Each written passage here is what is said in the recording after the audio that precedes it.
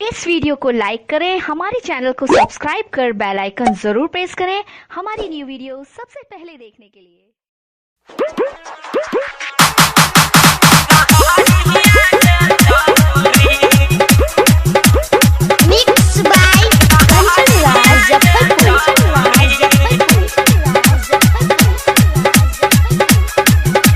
जय मां दुर्गा म्यूजिक खजोली बाजार। घूमै छथिन दुपहरिया गे महजा मारै छ रहरिया गे।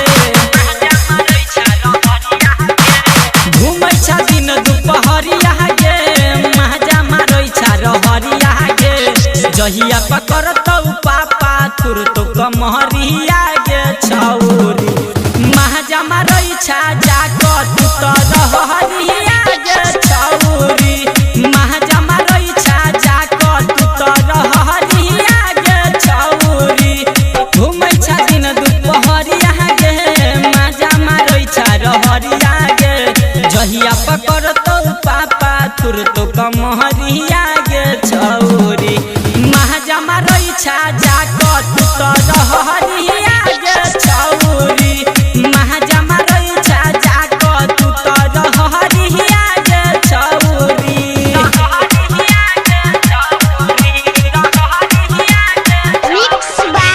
जय मां दुर्गा म्यूजिक खजोली बाजार।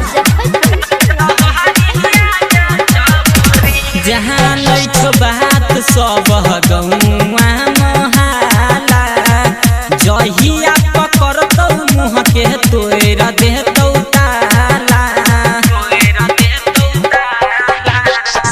जहाँ लैछो बात सब गौआ मोहाला जहिया पकड़तौ मुँह के तोरा देतौ ताला। रोज के रोज लैछा लब के सुइया गे छौरी महजा मारै छ जाक तू त रहरिया गे छौरी महजा मारै छ जाक तू त रहरिया गे छौरी।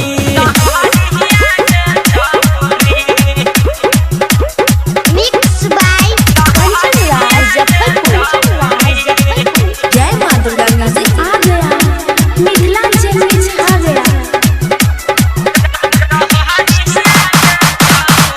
मुकेश बलराम तोरा कह रही छौ पीछा संतोष सचिन तोहर पूछै छौ पीछा। मुकेश बलराम तोरा कह रही छौ पीछा संतोष सचिन के पूरा दही इच्छा। विनोद बेदर्दी के कहै छ गबैया गे छौरी महजा मारै छ जाक तू त रहरिया गे छौरी महजा मारै छ जाक तू त रहरिया गे छौरी। घूमै छथिन दुपहरिया गे महजा मारै छ रहरिया गे। जहिया पकड़तौ पापा तुरतो सोहरिया गे छौरी महजा मारै छ